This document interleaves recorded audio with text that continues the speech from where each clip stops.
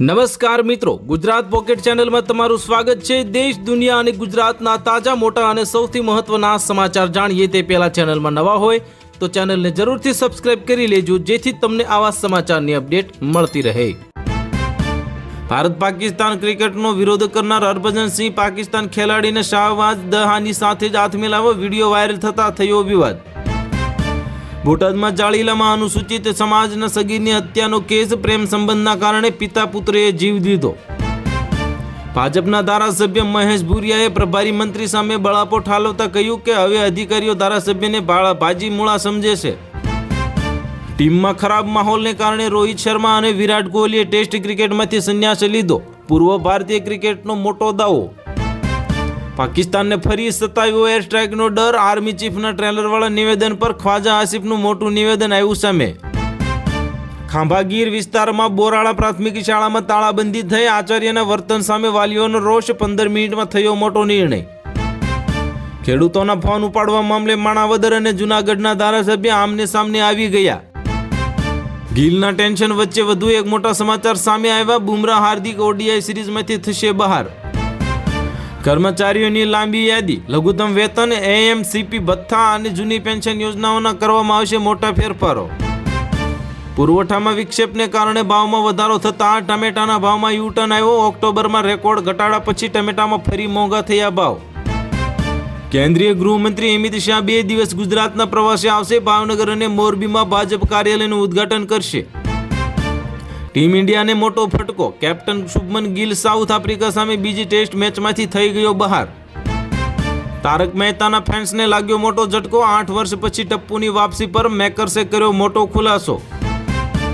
ટેકાના ભાવે રાજ્યના 70,000થી વધુ ખેડૂતો પાસેથી ₹1177 કરોડના મૂલ્યની 1.62 લાખ મેટ્રિક ટનથી વધુ મગફળી ખરીદાય। મોરબીના આંદરણા ગામના ખેડૂતો ગ્રામજનો ભાજપના ધારાસભ્યની નીતિ રાજથી નારાજ, સરપંચ સહિત 200 યુવાનોએ આમ આદમી પાર્ટીનો ખેસ ધારણ કર્યો। તારક મહેતા કા ઉલ્ટા ચશ્મામાં ટૂંક સમયમાં પાછા પડશે દયાબેન અને ટપ્પુની જાહેરાતથી ચાહકોમાં ખુશીની લહેર છવાઈ ગઈ। આણંદ જિલ્લાના ગુજરાતી ચોક વિસ્તારના નોનવેજના વેપારીઓ પર તવાઈ કરવામાં આવી, મહાનગરપાલિકાએ 8 દુકાનોને સીલ કરી। નીતિશ કુમાર 10મી વખત બિહારના મુખ્યમંત્રી બન્યા, ઐતિહાસિક ગાંધી મેદાનમાં લીધા સીએમ પદના શપથ। મુસ્લિમ મહિલાઓ માટે મોટી રાહત, સુપ્રીમ કોર્ટે તલાકે હસન પ્રથા રદ કરવાના સંકેત આપ્યા। હળવદના ધારાસભ્યને લાઈવ વિડીયો પોસ્ટ કરવો ભારે પડ્યો, વિસ્તારના પ્રશ્નો પર ધ્યાન કેન્દ્રિત કરવા કોમેન્ટ્સનો મારો ચલાવાયો। સુરત જિલ્લા ક્રિકેટ એસોસિએશનના પ્રમુખ કનૈયા કોન્ટ્રાક્ટરની કરોડોની છેતરપિંડી કેસમાં કરવામાં આવી ધરપકડ। અમદાવાદના અખબારનગરમાં class multi modal transport hub બનશે, એક સ્થળેથી મળી રહેશે એએમટીએસ અને બીઆરટીએસ અને એસટી બસ। રાજ્ય સરકાર તમામ નેશનલ, સ્ટેટ હાઈવે અને રેલવે ટ્રેકની આજુબાજુ ખાલી જગ્યાઓમાં પબ્લિક પ્રાઇવેટ પાર્ટનરશિપના માધ્યમથી વૃક્ષારોપણ કરશે। પ્રધાનમંત્રી પાક વીમામાં મોટો ફેરફાર, વર્ષોથી રડતા ખેડૂતોની થઈ સુનાવણી, હવે જાનવરો પાક બગાડ્યો તો પણ મળશે પૂરું વળતર। બ્રિટનના જળ ક્ષેત્રમાં ઘૂસ્યું રૂસી જહાજ, રોયલ એરફોર્સે પાયલટ પર લેઝર છોડ્યા અને રક્ષામંત્રીએ આપી પુતિનને ચેતવણી। બિહારમાં પ્રધાનમંત્રી મોદીએ ફરી લહેરાયો ગમછો, ગાંધી મેદાનમાં નીતિશ કુમારના શપથ ગ્રહણનો સમારોહ યોજાયો। રશિયાના વિમાને બ્રિટન વિમાન પર લેસર બીમ એટેક કરતા બંને દેશો વચ્ચે તણાવ વધ્યો, મિલિટરીની ઓપરેશન આપકી ધમકી। અલ-ફલાહ યુનિવર્સિટીના ચેરમેનના ઘરને બુલડોઝરથી તોડી પાડવામાં આવશે, ઇન્દોર કન્ટેનમેન્ટ બોર્ડે નોટિસ જારી કરી। ગુજરાત સરકારે આવનારા બજેટને લઈને તૈયારીઓ કરી શરૂ, નાણામંત્રી કનુ દેસાઈએ વિભાગવાર અને મંત્રીઓને અને સચિવો સાથે બેઠક કરી। ભાવનગરને લઈને મોટા સમાચાર, મહુવામાં ડુંગળીએ ખેડૂતોને રડાવ્યા તો ભાવ તળિયે ગગડતા ખેડૂતોની હાલત કફોડી બની। અમદાવાદમાં તૈયાર થયેલી શ્રી રામ મંદિરની ધ્વજા અયોધ્યા મોકલવામાં આવી, આગામી 25 નવેમ્બરે ધ્વજારોહણનો કાર્યક્રમ યોજાશે। યુદ્ધ વિરામ લાગુ છતાં ઇઝરાયેલનો ગાઝામાં બોમ્બમારો કરવામાં આવ્યો, 27 લોકોના મોત, હમાસના ઠેકાણાને બનાવ્યા નિશાન। ચૂંટણી પંચના ગતકડામાંથી મતદારો ગોથે ચડ્યા, કુટુંબ રજિસ્ટર માન્ય દસ્તાવેજ પણ ક્યાંથી લાવવું। ભારતને $93 મિલિયન હથિયારોના વેચાણને અમેરિકાની મંજૂરી મળી, ડિફેન્સ પાર્ટનરશિપ મજબૂત થશે।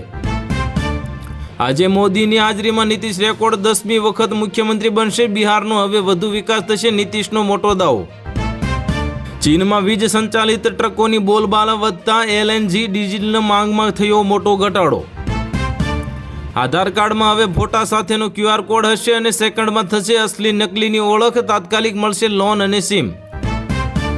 સરકારી બેંક મર્જ કરવાનો પ્રસ્તાવ. FDIની લિમિટ વચ્ચે મોટા બેન્કિંગ રિફોર્મ પર નિર્ણયની મોટી તૈયારી.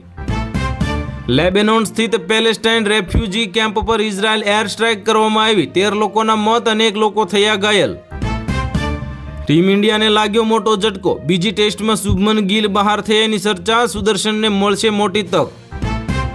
ભ્રષ્ટાચારીઓ સાવધાન રહેજો, લોટ પાણીને લાકડા હવે નહીં ચાલે. તૂટેલા રસ્તાઓ મામલે મુખ્યમંત્રી ભૂપેન્દ્ર પટેલ લાલગુમ થયા.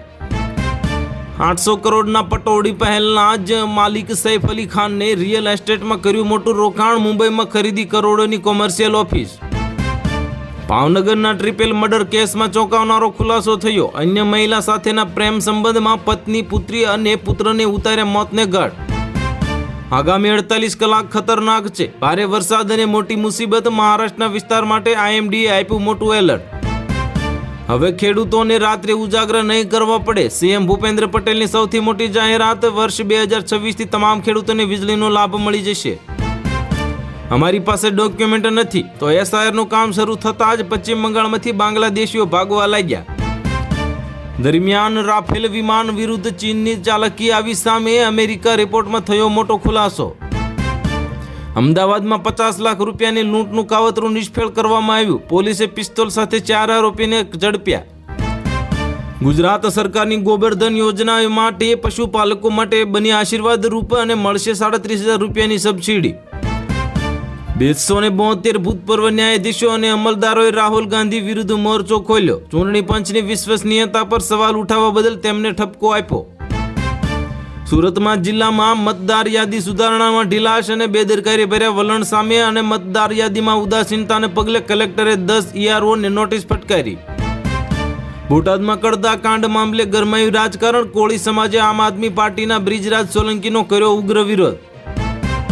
ડેડિયાપાડાના ધારાસભ્ય ચૈતર વસાવાએ SIRની કામગીરી કરી રહેલા અનેક BLO સાથે થઈ રહેલા દુર્વ્યવહાર મુદ્દે ગંભીર સવાલો ઉઠાવ્યા.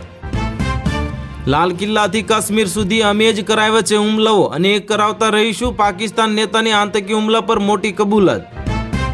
ભારતની શક્તિ અપાર હશે. પુતિને ખાસ કરી ઓફર અને રશિયા સાથેનો અત્યાર સુધીનો સૌથી ઘાતક સંરક્ષણ સોદો થયો.